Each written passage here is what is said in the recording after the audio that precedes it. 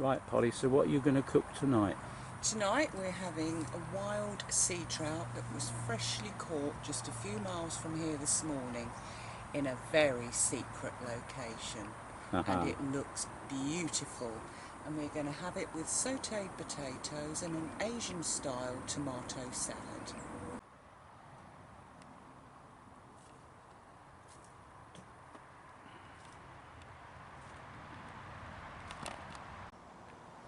Salad prepped, dressed and just waiting for fresh mint brought from home to decorate at the end. What's in the salad? There are tomatoes, homegrown, cucumber, homegrown, onions, homegrown, yellow peppers, unfortunately not, dressed with red chillies, grown at home, lime juice and sesame oil. What are you doing now, Polly? So now I'm just turning the potatoes that were parboiled earlier, and again these are homegrown. Can you show them to me? And if anybody's interested, they're main crop, so you might get a little bit of falling apart on them, but that's all part of it because it tastes delicious. Yeah, they look, crunchy, yum. they And smell these wonderful. are being sautéed in extra virgin rapeseed oil. Are they done, Polly? Sautéed potatoes are perfectly cooked, and they had a lid on them to stop them from burning, so they've semi-steamed and semi-fried, and they are perfect.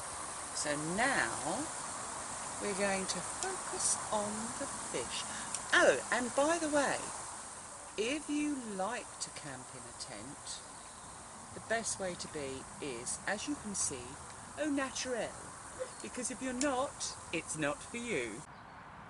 So what fish have we got, Polly?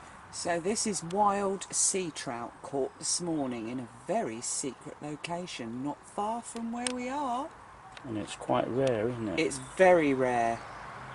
It's beautiful. And the fishmonger was lucky enough to be able to find a good spot. Look at the skin, look at the colours, it's absolutely stunning.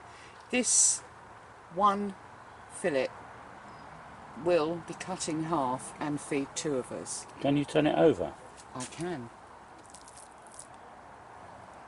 Look at that. Wow. Stunning. Lovely bit of fish. Right, so you've cut it in half. Yeah, and then I'm just wiping my hands again because I've touched it. I'm going to season it simply with salt and pepper.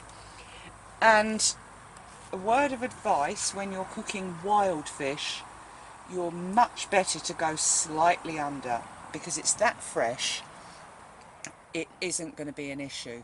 If you go slightly over, it's going to be awful. You're talking about me. timing. We're talking about timing.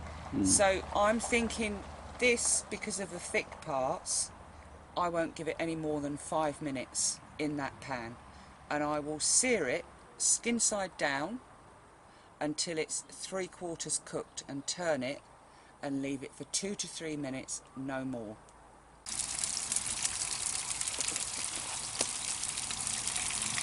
So how long do you cook this for? So it's skin side down now. Yeah.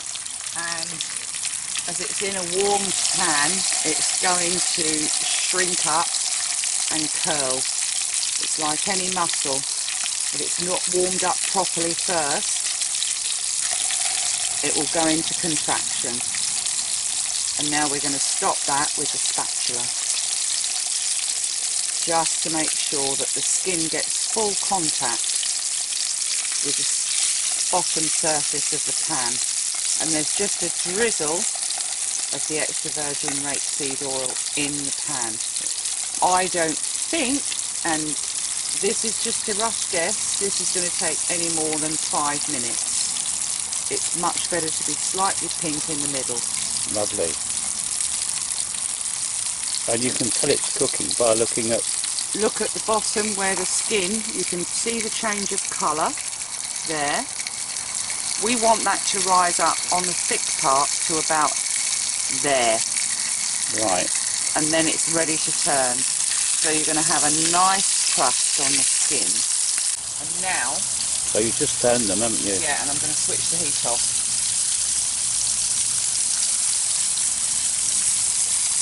They do look really good.